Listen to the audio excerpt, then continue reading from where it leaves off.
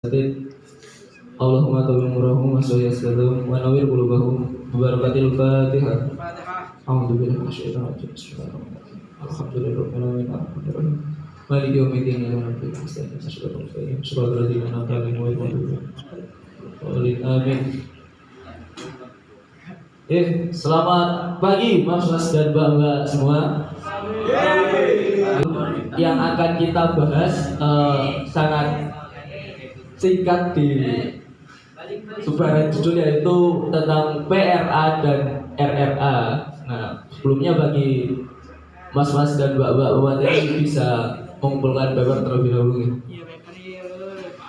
Mari kita saksikan pemaparan materi berjudul PRA dan RRA dari Mbak Kolbi Mutiara, mahasiswi semester 4 Pendidikan Bahasa Arab, Fakultas Ilmu Tarbiyah dan Keguruan, Universitas Islam Negeri Maulana Malik Ibrahim Malang.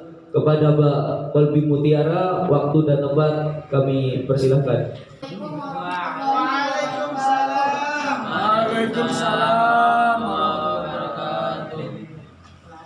Sebelum kita melakukan bagaimana kita ketahui yang pertama kita ingin membawa hadiah kepada Maulana Al-Maghfurlah Profesor Kiai Haji Ahmad Mukhtar Sarjana Hukum, Allahumma firlahu warhamhu wa'afihi wa'anhu warfa' bibarakatil Fatihah. Barakatul yang kedua kita kirimkan kepada ibunya ini Bukti Nurul Hidayati, Agus Daniel Farafi beserta segenap keluarga dalam Dewan Kiai dan Dewan Asatidah Lembaga Tinggi Pesantren Luhur Malang, dan tak lupa kepada orang tua kita di rumah. Bibarakatil Fatihah.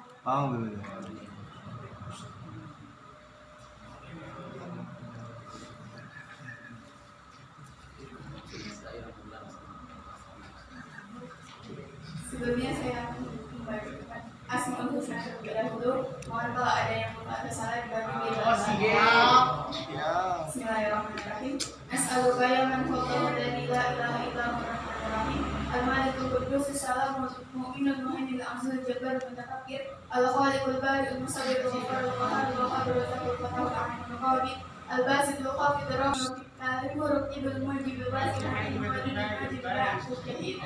Al-Haqqul Wakil Al-Qawiyul Matin Al-Waliyul Hamid Al-Muqsimul Qadirul Hamid Al-Muhyiddul Mu'idul Hayyul Qayyum Al-Wajidul Majidul Wahidul Ahadus Samadul Qadirul Muqtadirul Muqaddimul Mu'akhirul Awwalul Akhir Al-Zahirul Batinul Waliyul Muta'alil Barik Tawammul Minati Mu'akhirul Malikul Mulkul Jalal wal Ikram Al-Muqsitul Jami'il Ghaniyul Mughni Mani Abdar Nafi'ul Hadil Baqi Al-Wajid Rashid Sabr Dalil Laisa Kamitslihi Syai'un wa huwas Sami'ul Alim. Bapak Sami Al-Bashir. Berjudul PRA dan RRA. Pendahuluan. Dinamika kehidupan masyarakat yang terus mengalami perubahan menuntut agar masyarakat mampu berjalan seiring dengan perkembangan zaman.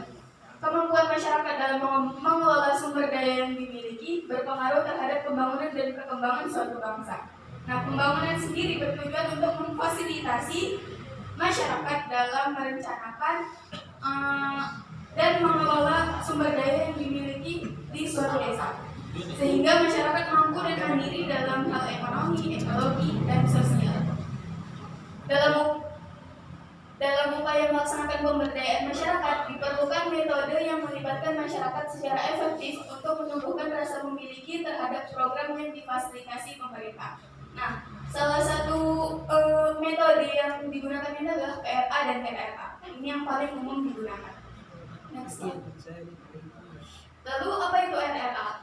Metode RRA atau Rapid Rural Appraisal merupakan proses penelitian yang intensif untuk memahami kondisi pedesaan, dilakukan secara berulang dan dalam waktu yang singkat. Menurut B.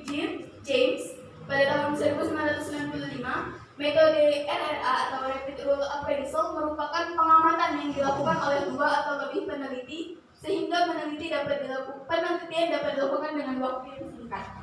Lalu tujuan dari RRA ini sendiri adalah menghasilkan pengamatan kualitatif untuk dapat memiliki 3 konsep dasar. Yang pertama, perspektif sistem, triangulasi dari pengumpulan data, dan pengumpulan data dan analisis secara berulang-ulang atau iteratif. Next. Lalu apa itu PRA? PRA atau Participatory Rural Appraisal merupakan metode pendekatan yang mempelajari kondisi dan kehidupan pedesaan dari, dengan, dan oleh masyarakat. PRA melibatkan masyarakat desa untuk saling berbagi, meningkatkan, dan menganalisis pengetahuan tentang kondisi dan kehidupan desa, sehingga membuat rencana dan bertindak. Nah, ini menurut Chambers pada tahun 1996. Dan yang ditekankan pada keterlibatan masyarakat dalam keseluruhan kegiatan pembangunan desa. PRA ini merupakan penyempurnaan dari RRA. Next. Lalu apa yang membedakan antara RRA dan PRA? RRA dan PRA adalah dua metode yang saling berhubungan. Keduanya memiliki kelebihan dan kekurangan yang bisa saling melengkapi. Menurut Chambers, perbedaan RRA dan PRA secara umum dapat diklasifikasikan sebagai berikut. Ya. Nah, yang pertama berdasarkan kurun waktu perkembangan. RRA itu dikembangkan pada akhir 1970-an sampai 1980, sementara PRA dikembangkan pada akhir 1980-an sampai 1990.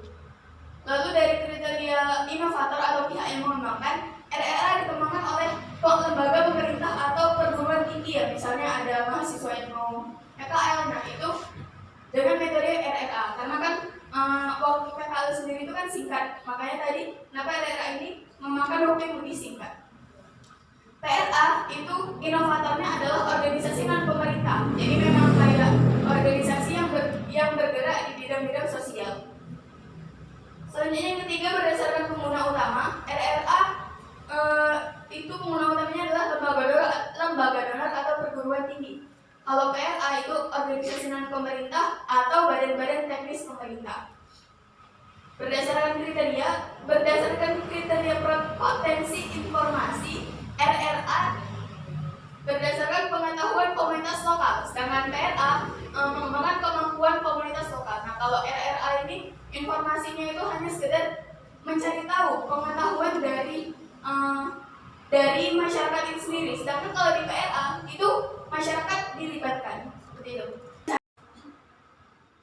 Lalu apa keunggulan dan kelemahan dari RRA itu sendiri? Nah, untuk keunggulannya, waktu pelaksanaan lebih cepat, biaya lebih murah, dan hasil tidak memihak. Jadi hasilnya tidak memihak antara dari tim peneliti atau objek penelitian. Kemudian dapat melayani policy makers atau penentu kebijaksanaan yang ingin memutuskan suatu hal dengan segera dan mereka memerlukan informasi terakhir sebelum keputusan tersebut diambil. Nah, karena ingin memutuskan sesuatu dengan segera, maka dilakukanlah dengan metode RRA karena lebih singkat.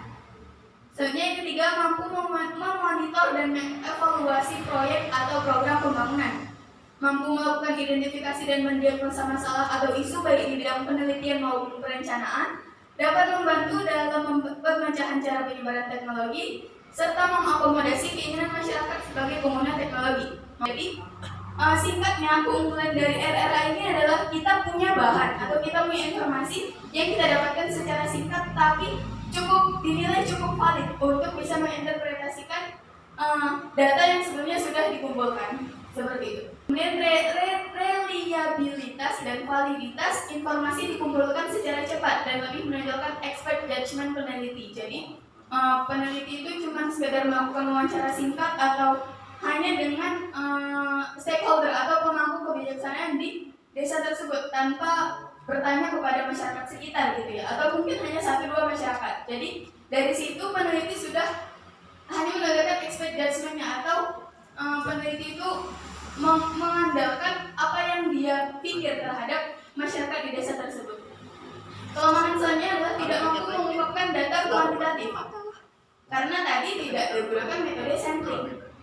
Kemudian yang terakhir, banyak policy makers atau penentu kebijakan lebih tertarik dengan data yang konkret. Misalnya, policy makers itu lebih tertarik sama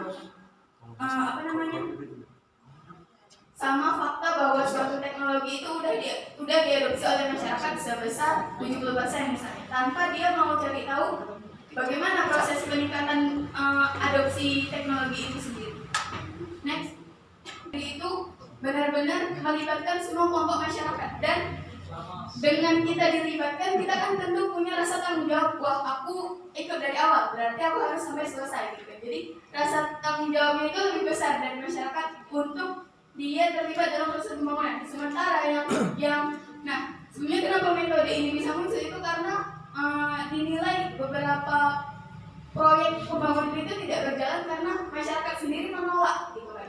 Masyarakat sendiri menolak karena merasa nggak dilibatkan, merasa sumber daya yang ada di desanya itu hanya dipergunakan oleh orang-orang yang di elit tinggi gitu kan. Jadi kalau masyarakat itu punya tanggung jawab atau dilibatkan itu kan pasti mereka merasa bahwa itu memang pembangunan yang mereka buat dan harus dilanjutkan seperti itu. Kelemahannya adalah tidak semua fasilitator program memiliki kemampuan yang baik dalam memfasilitasi masyarakat. Pendekatan PRA identik dengan rapat, pertemuan, dan musyawarah yang sifatnya umum. Sebagian fasilitator belum terampil dalam memfasilitasi pengolahan dan analisis informasi. Nah, di balik kekurangan dan kelebihan PRA dan RRA sendiri, sebenarnya PRA dan RRA memiliki kurang dan kelebihannya itu saling melengkapi antara PRA dan RRA. Next. Kesimpulan, metode RRA merupakan proses penelitian yang intensif untuk memahami kondisi pedesaan, dilakukan secara berulang dan dalam waktu yang singkat. Metode RRA digunakan untuk mengumpulkan informasi secara akurat dalam waktu yang terbatas ketika keputusan tentang pembangunan pedesaan harus segera dilaksanakan. RRA memiliki 3 konsep dasar, yaitu perspektif sistem, triangulasi dari pengumpulan data, dan pengumpulan data dan analisis secara berulang.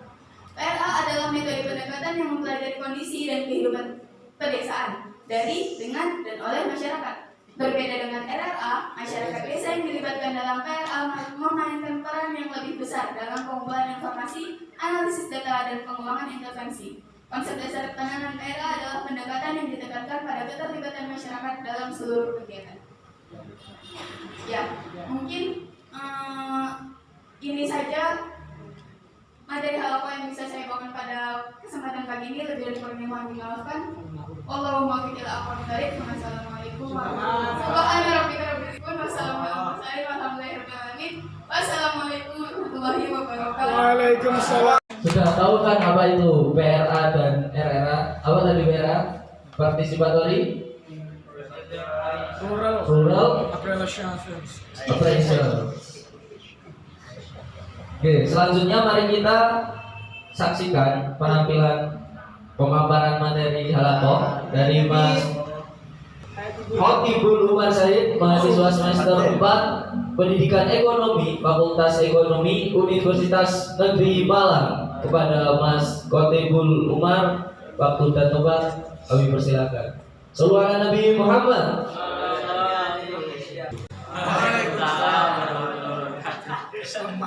Pertama, marilah kita kirimkan Al-Fatihah kepada Profesor Dr. Kiai Haji Ahmad Budar, Sarjana Hukum. Allahumma firlahu wa Al-Fatihah.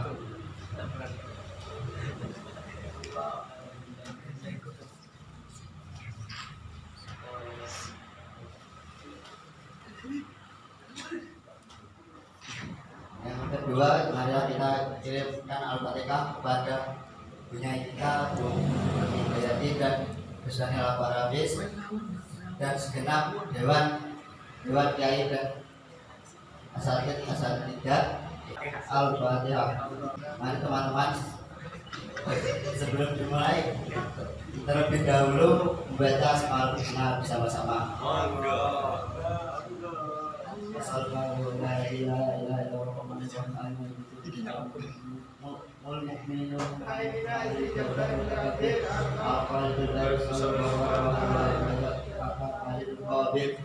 Al-Basitu Qabir Al-Basitu Qabir Rafiul Mu'ayyid Mujibul Samiul Basiru Hakam Qabir Qabir Aladi Qabir Alhamdulillah Adil Latif. Al-Wahar Project Mufatam Malim Qabir Al-Basitu Qabir Mu'ayyidul Muziul Mudilus. Muziul Samiul Basiru Hakimul Adilul Adib Qabir Al-Qabitul Muqinul Hasibul Jalali dan oleh Mbak Kolbi yang tentang materi RA dan PRA. Jadi saya simpulkan. Pendahuluan, ini saya akan pendahuluan materi kesimpulan menyusun strategi atau perencanaan untuk menyelesaikan masalah yang ada di masyarakat dengan menggunakan metode yang tepat. Diharapkan permasalahan yang ada di masyarakat dapat diatasi dengan lebih cepat. Pengertian RRA merupakan metode yang digunakan untuk mengumpulkan informasi secara akurat dalam waktu yang terbatas. Ketika keputusan tentang pembangunan perdesaan harus diambil segera, metode RRA merupakan proses belajar yang intensif untuk memahami kondisi perdesaan, dilakukan berulang-ulang dan cepat. Untuk itu diperlukan cara kerja yang khas. Jadi gini, RRA itu kan pengumpulan metode yang singkat. Jadi pengumpulannya Kak, jadi cara pengambilan data yaitu dengan mengumpulkan. Biasanya yang mengumpulkan itu bukan masyarakat setempat yang mencari permasalahannya, mencari jalan keluarnya, dan menyelesaikannya itu bukan masyarakat tapi orang luar kayak pemerintah atau peneliti. Jadi peneliti datang tanya-tanya ke masyarakat, mencari kan dapat masalahnya, terusan mencari referensi, terusan kan sudah mendapatkan cara menyelesaikan masalahnya, dikembalikan lagi ke masyarakat. Caranya gini. Jadi cuma hanya kayak memberitahu. Atau dengan kata lain dapat disebut sebagai kelompok metode pendekatan yang memungkinkan masyarakat desa untuk saling berbagi, meningkatkan dan menganalisis pengetahuan mereka tentang kondisi dan kehidupan desa, membuat rencana dan tindakan. Kalau PRA itu lebih mengarah ke persiapan. Jadi kalau ada orang yang datang ke sebuah desa, ke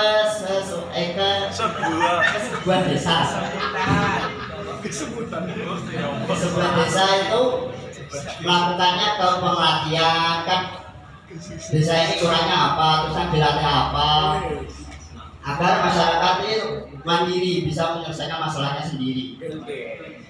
RA lebih mengarah ke orang lain, sedangkan kalau PRA lebih mengarah ke masyarakatnya sendiri.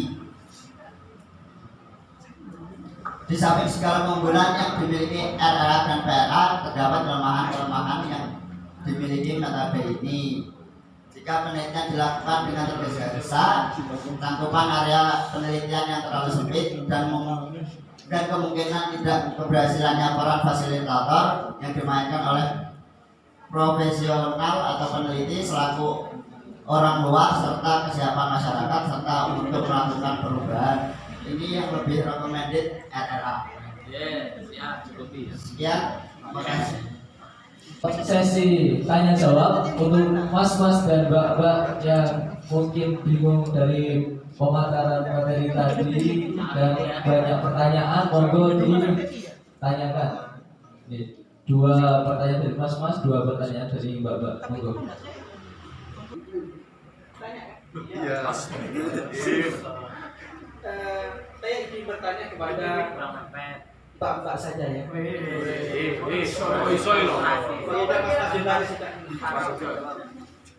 Nah, ini metode pra dan RRA ini kan merupakan kejadian proses penelitian instansi untuk memahami kondisi pedesaan.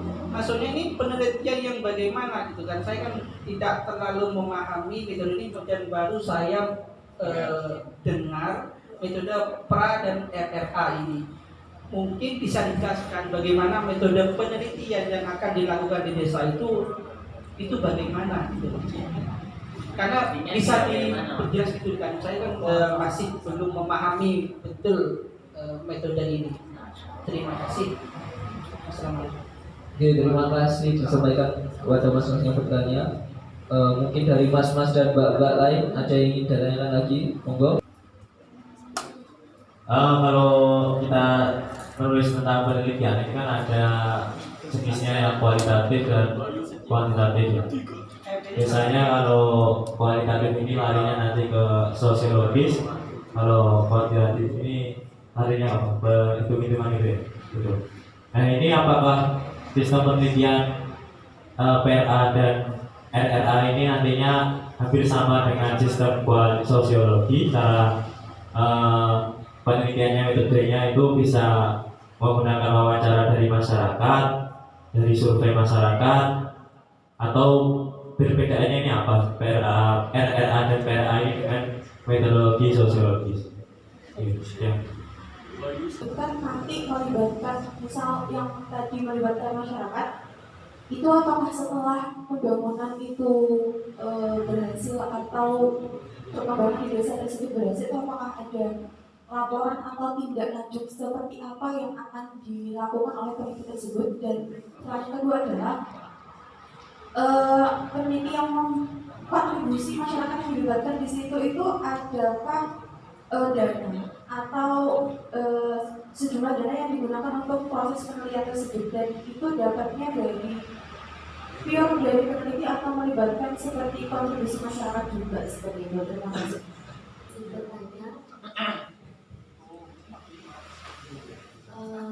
Bisa nggak kira-kira RA sama PRA ini metodenya digabung, jadi dua metode hibrid RA sama PRA bisa dari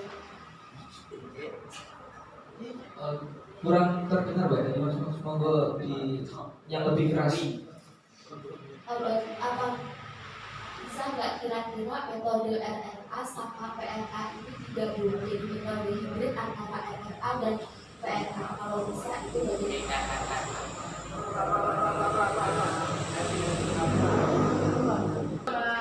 Menjawab ya. Nah, sejujurnya mengenai sosial ini juga bukan di bidang saya. Jadi saya mencoba menjawab sesuai dengan apa yang saya pahami. Yang pertama dan yang kedua ya, mengenai proses penelitiannya itu seperti apa, apakah menggunakan kualitatif atau kuantitatif. Nah, seperti yang dari Simatesi bahwa RRA dan PRA ini adalah metode yang berkelanjutan, jadi dari RRA kemudian PRA menyempurnakan dari RRA. Nah, metode ini menggunakan metode kualitatif karena ya seperti tadi sempat saya sampaikan ketika penyampaian bahwa tidak ada metode sampling. Jadi dari peneliti sendiri itu melakukan survei langsung ke lapangan, observasi lapangan gitu. Namun yang membedakan adalah kalau RRA itu hanya lebih banyak dia ke stakeholder atau pemangku kebijakan di desa tersebut. Sedangkan kalau RRA itu dengan melakukan kayak diskusi gitu, diskusi langsungnya itu sama masyarakat, tapi memang secara umum, tapi masyarakat dilibatkan. Kemudian untuk metodologi sosiologi sendiri saya belum memahami terkait hal tersebut. Tapi kalau tadi dari moderator menyebutkan sosiologis kualitatif, maka ya PRA dan RRA ini menggunakan kualitatif atau sosiologis kualitatif. Selanjutnya tentang pertanyaan ketiga dari boleh diulang? Keberlanjutan dari program PRA dan RRA ini kan nanti apakah ada keberlanjutannya di masyarakat, apakah langsung diculkan atau di masyarakat itu terus didampingi dan apa keberlanjutannya seperti itu, dan juga sumber dana yang diperoleh untuk program metode ini itu dari mana?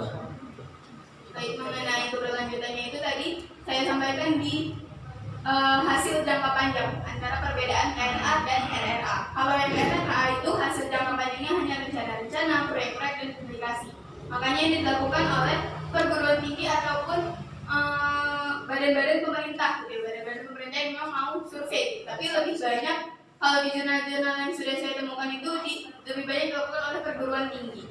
Sedangkan PRA hasil jangka panjangnya itu untuk keberlanjutan aksi dan institusi lokal. Makanya kenapa tujuan dari PRA adalah masyarakat itu mampu mengelola dan mengembangkan desanya sendiri secara mandiri. Karena ketika mereka sudah mandiri, mereka sudah bisa mempunyai pendapatan dari desanya sendiri, maka itu ya tetap dilakukan monitoring tapi tidak lagi secara intensif gitu ya mungkin. Karena kan masyarakat desa sudah bisa mandiri. Nah, untuk sumber dananya, karena tadi inovatornya berbeda antara RRA dan PRA. Kalau yang inovator RRA itu kan dari organisasi pemerintah atau misalnya perguruan tinggi lah kita katakan gitu kan. Nah, saya sendiri belum pernah PKL, jadi saya belum tahu kalau PKL itu apakah dananya dari kampus atau bagaimana. Tapi kalau yang disebutkan bahwa RRA ini dari organisasi pemerintah, maka kemungkinan bisa ada pengajuan dana dari pihak yang mendanai. Sementara kalau PRA itu inovatornya dari organisasi non pemerintah, kayak misalnya organisasi yang bergerak di bidang sosial. Nah, organisasi tersebut pasti kan punya sumber dananya sendiri atau juga bisa saja mengajukan permohonan dana ke lembaga-lembaga tertentu yang bisa mendukung kegiatan mereka. Seperti itu yang bisa saya pahami. Kemudian pertanyaan yang keempat, apakah RRA dan PRA itu bisa digabung? Nah, sebagaimana yang telah saya sampaikan di awal bahwa PRA ini merupakan penyempurnaan dari RRA. Jadi RRA itu secara singkat, ibaratnya sebelum kita melakukan PRA atau sebelum kita melakukan penelitian itu kan kita udah punya bahan gitu kan, udah punya masalah yang mau kita teliti, udah punya masalah yang mau kita telusuri gitu. Nah, bisa jadi RRA ini adalah hasil dari RRA ini itu menjadi sumber masalah untuk dilakukannya PRA. Karena kan seperti yang tadi saya sampaikan, tujuan dari RRA sendiri adalah menghasilkan pengamatan kualitatif untuk memutuskan perlu atau tidaknya penelitian tambahan sebelum merencanakan dan melaksanakan kegiatan. Nah, kalau memang dikira perlu dari hasil itu perlu dilakukan penelitian tambahan, maka bisa jadi dilakukan dengan metode PRA. Tapi kalau untuk dilakukan secara bersamaan, inovatornya atau penggeraknya aja sudah berbeda. Seperti ini. Saya kembalikan ke moderator. Proses RRA dan PRA, bagaimana hasilnya kualitatif atau kuantitatif.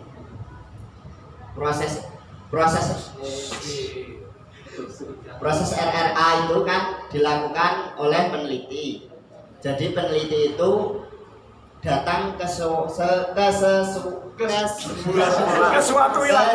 desa, ke sebuah desa, terusan nanya-nanya, wawancara, lebih mengarah ke wawancara.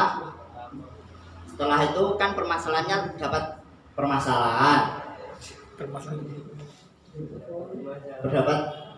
mendapatkan masalah, terusan dicari masalahnya. Lah terusan di feedback lagi ke masyarakat.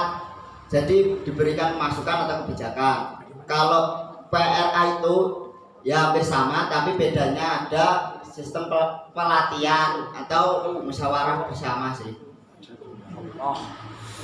Kalau hasilnya lebih ke kualitatif, tapi kalau PRA bisa kuantitatif.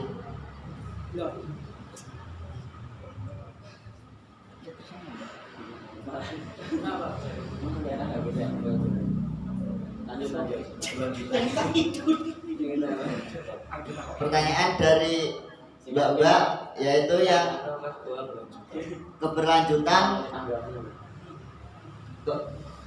dan kontribusinya dari mana itu kan metode untuk melatih untuk masyarakat mandiri atau tidak bisa menyelesaikan masalahnya kan. Yang PRA, kalau RRA kan memberi masukan. Jadi tidak perlu dipantau terus-menerus, setelah selesai kegiatannya bisa dilepas. Karena kalau selesai kan berarti sudah masyarakatnya sudah pasti bisa kan. Nggak mungkin kalau belum bisa langsung dilepas kan, nggak mungkin. Kalau kontribusinya itu mungkin dari peneliti bisa, kalau masyarakat juga bisa. Dana desa. Kontribusi dananya itu bisa dari lembaga penelitian atau dari dana desa atau masyarakat. Terusan pertanyaan yang keempat, apakah RRA dan PRA bisa digabung? PRA itu sudah include RRA. Kan tadi sudah saya jelaskan kalau yang membedakan RRA sama PRA itu ada fasilitas atau yang fasilitator itu yang melatih atau membuat forum masyarakat diskusi bersama. Sekian, terima kasih. Jawabannya mungkin dari para penanya ada feedback yang ingin disampaikan atau masih ada yang masih tidak dalam di hati, bisa. Edukasi itu menggunakan metode di lapangan, jadi mencari sesuatu permasalahan di lapangan yang tidak sesuai dengan undang-undang. Jadi di dalam undang-undang itu ada, tapi penerapan di lapangan itu tidak sesuai. Jadi data-datanya itu mengambil yang pertama, wawancara pertama, contoh studinya di desa ataupun di pengadilan atau di bagaimana. Jadi metodenya itu mengambil data dari dokumen desa, peraturan di desa, wawancara pihak desa, wawancara dengan masyarakat. Jadi sampelnya itu ada beberapa. Contoh masyarakatnya sekian orang, ada 5 orang untuk diwawancarai dengan pertanyaan-pertanyaan yang beda. Pihak desa, contoh pihak pamong desa atau aparatur desa itu ditanyakan juga dengan pertanyaan-pertanyaan yang sudah kita sudah modifikasi, bahasanya seperti itu, Mas. Dan juga kalau di pengadilan ataupun dimanapun itu sama seperti itu. Kalau normatif itu seperti menggunakan metode kajian pustaka. Jadi skripsi kalian ataupun penelitian, bahasanya skripsi ya, nanti penelitiannya nanti saya bahas juga. Kalau di skripsi normatif, kalau di hukum itu empiris dan normatif memakai buku-buku. Jadi semua isian skripsi itu dari buku-buku dan jurnal dan semua yang berkaitan dan dicantumkan di sebuah skripsi itu. Jadilah semua itu hasil dari kita sendiri. Dan juga kalau di kajian sosiologi, jadi gini, sosiologi itu sosial, logis itu masyarakat sosial. Dari bahasa Yunani logos, jadi masyarakat sosial. Di sebuah penelitian itu begini, pengambilan data itu PRA dan RRA itu, ini saya satu paper sedikit ya, jaga pendek ya. Kalau jangka panjang itu bagaimana kita memiliki sebuah representatif untuk meneliti sebuah kajian yang di masyarakat atau mencari data-data. Contoh badan statistik itu bisa nggak ya? Badan statistik nasional itu untuk mencari sebuah saya lupa, pokoknya ada sebabnya itu. Dan juga gini ya, di dalam sebuah penelitian itu juga ada begini, pengumpulan informasi di desa, berapa orang untuk melakukan penelitian di desa ini, apa aja yang menjadi kemajuan yang ada di desa itu tersebut. Jadi penelitiannya itu dalam di desa itu beda-beda, sosiologi dengan hukum itu beda. Mungkin penerapannya di lapangan itu beda, karena penelitian itu bersifat panjang. Kalau skripsi itu hanya bersifat hanya untuk sebuah tugas kelompok mahasiswa. Mungkin itu yang saya bisa sampaikan. mungkin bisa menjadi referensi untuk kita semua, karena semua kajian penelitian itu pasti akan menggunakan metode-metode penelitian tersebut, termasuk dengan RRA dan PRA. Apakah bisa dicukupkan? Sampai tawasul ya? Wah, Tawasul.